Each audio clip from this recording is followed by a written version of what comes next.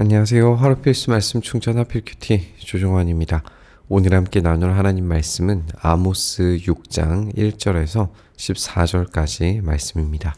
너희는 망한다. 시온이 안전하다고 생각하고 거기에서 사는 자들아, 사마리아의 요새만 믿고서 안심하고 사는 자들아, 이스라엘의 가문이 의지하고 으뜸가는 나라, 이스라엘의 고귀한 지도자들아, 너희는 갈레로 건너가서 살펴봐라.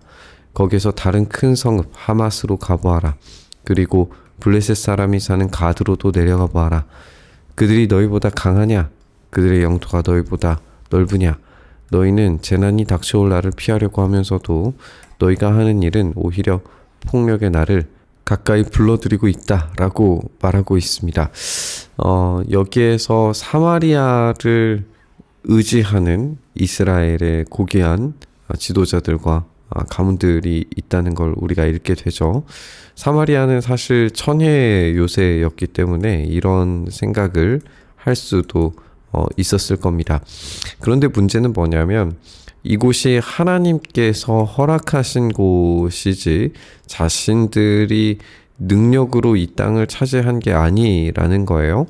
그리고 또 한편으로 이 모든 것들의 경계를 누가 지어주셨는가를 생각해 볼 때에 완전히 다른 답을 우리가 얻을 수 있습니다. 뭐냐면 갈레나 하맛의 경우에는 이제 시리아이고 또 이 가드는 이제 블레셋 지경이죠.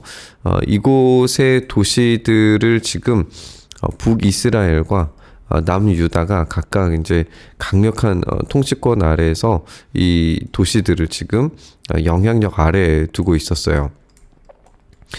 무슨 말이냐면 이 당시 그러니까 여로보암과 또 남유다에서는 우시야, 또 우리가 알고 있는 것처럼 우시아는 이제 요담의 공동 통치자였는데 이 시대가 이제 가장 부강한 나라였기 때문에 지금 이 영향 아래에 있는 것이 당연하게 느껴지고 있지만 사실상 이 모든 것들이 하나님께서 허락하시는 상황에서 벌어진 것이지 자신들의 능력으로 행하는 게 아니라는 걸 이해해야 했다는 거예요. 오늘 이제 중요하게 생각해 볼 게 하나님께서 만드신 이 경계선입니다. 하나님께서 경계선을 두시고 이 가운데서 살아갈 수 있는 방식을 제공하셨는데 이들은 이 경계선을 자기 멋대로 옮길 수 있다라고 생각하고 생활의 방식을 자신들의 멋대로 착취로 흥청망청하는 방식으로 살고 있지만 그러나 하나님께서 이 경계선을 거두셨을 때에 그들의 생활 방식은 완전히 틀렸음이 증명되고 결국에는 이 폭력의 날을 경험하게 될 거다라고 하는 이야기를 오늘 듣게 되는 겁니다.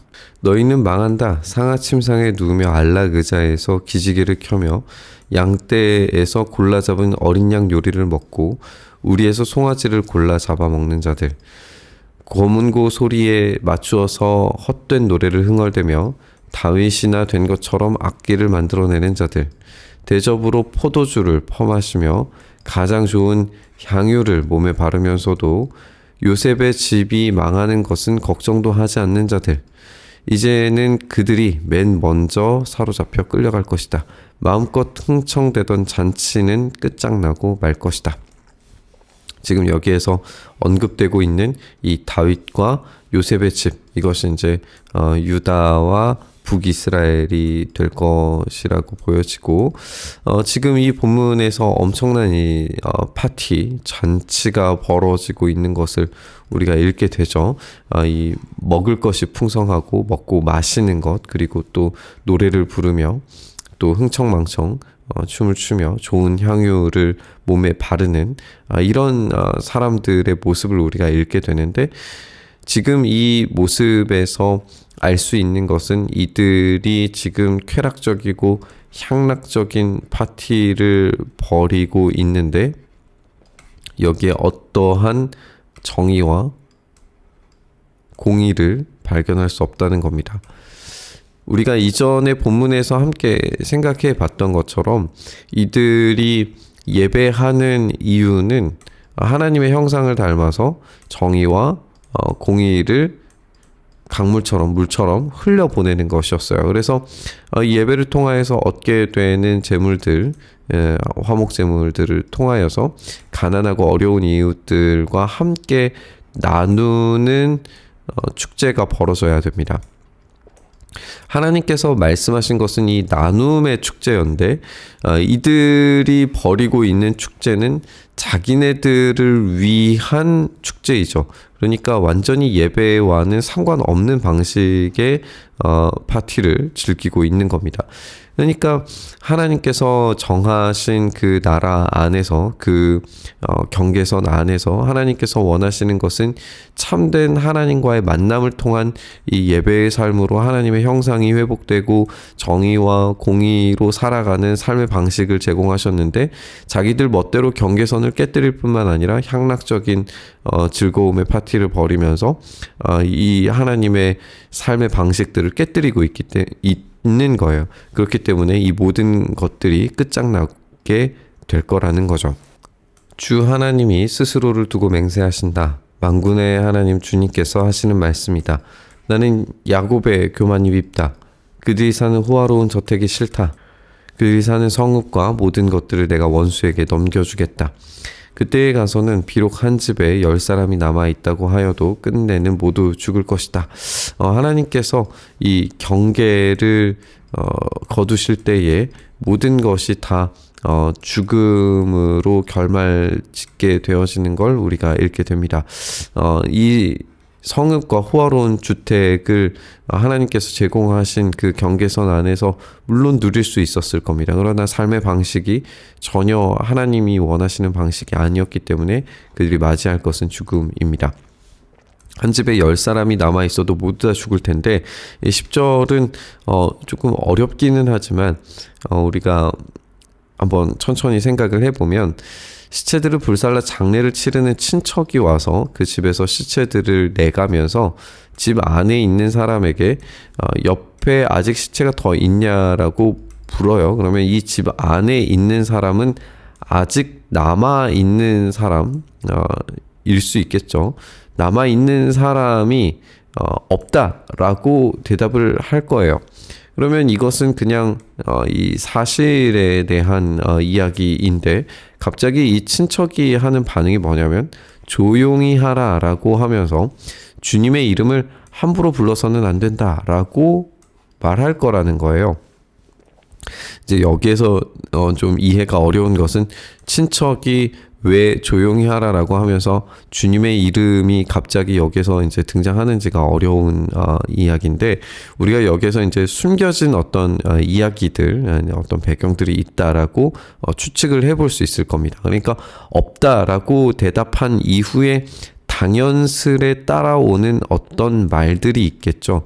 이 말이 무엇이었냐면 하나님께서 이 일을 하셨다, 이 재앙을 내리셨다라고 말할 거라는 거예요. 혹은 이제 애가를 부르면서 하나님 왜 우리를 이렇게 고통 가운데 두십니까? 라고 하는 이 애가를 부르게 되겠죠. 이것이 이제 일반적으로 이스라엘 사람들이 생각하고 있는 이 죽음 이후의 반응입니다.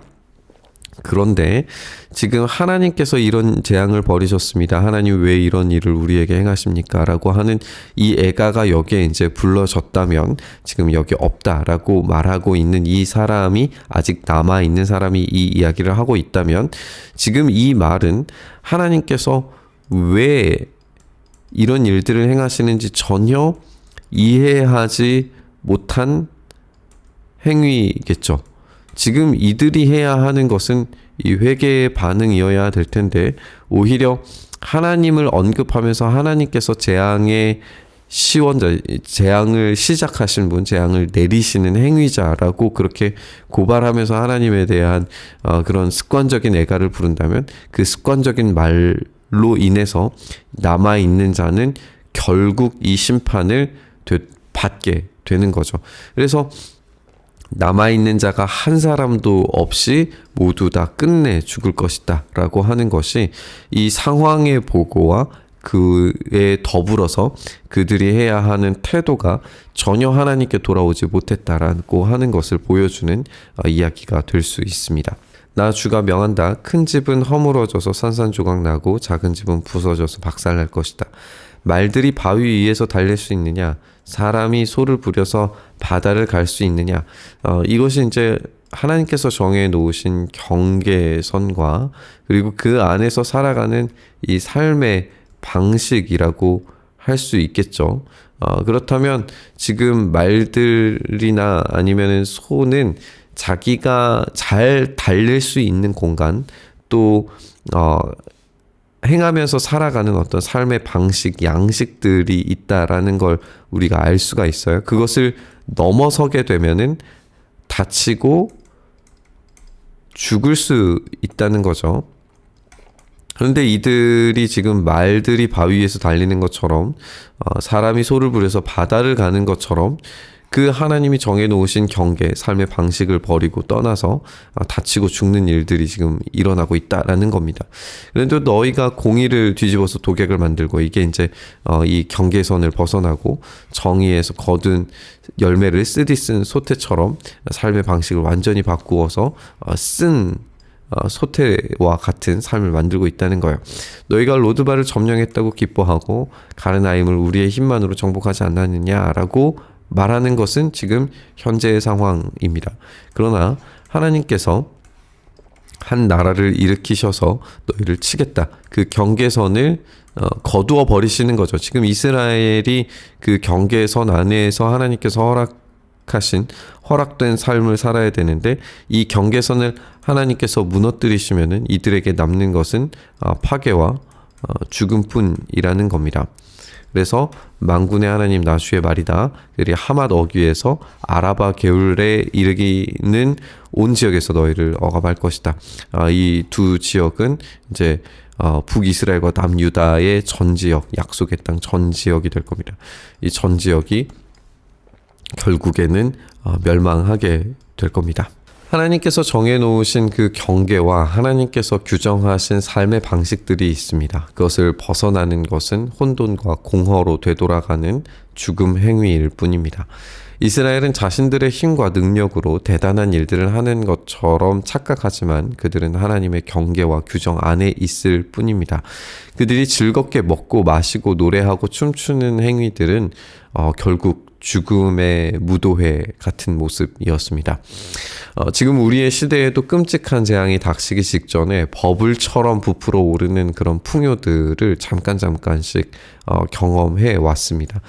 하지만 이 버블들이 터지고 남은 상처는 꽤 오랜 시간들이 지나도 회복되지 않음을 우리가 경험하고 있습니다. 우리의 힘과 능력은 결국에 아무것도 아닙니다. 하나님께서 그 경계 안에서 하나님께서 허락하신 삶의 방식으로 누리고 즐거워하는 것만이 유효하고 그렇지 않은 삶들은 결국 터지고 사라졌을 때에 그 경계선이 사라졌을 때에 아무것도 아님을 오히려 더 큰 상처와 괴로움을 당할 수 있다는 걸 우리는 기억해야 됩니다. 오늘 우리의 삶의 경계를 생각해 봤으면 좋겠습니다. 하나님께서 주신 삶이 있고 그 안에서 살아가는 삶의 방식이 있습니다.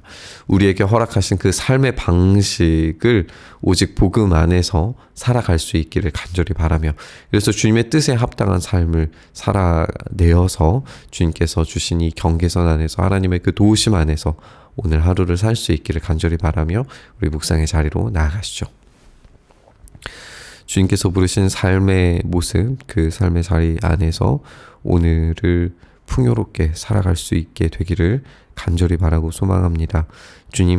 주님을 떠나서는 우리가 도무지 살 수 없사오니 주님 안에서 그 삶을 살아갈 수 있게 하여 주시옵소서. 이렇게 우리 삶을 붙드셔서 그 참된 풍요를 경험하게 하시기를 간절히 바라고 소망하며 우리 주님 예수님 이름으로 기도드리옵나이다. 아멘.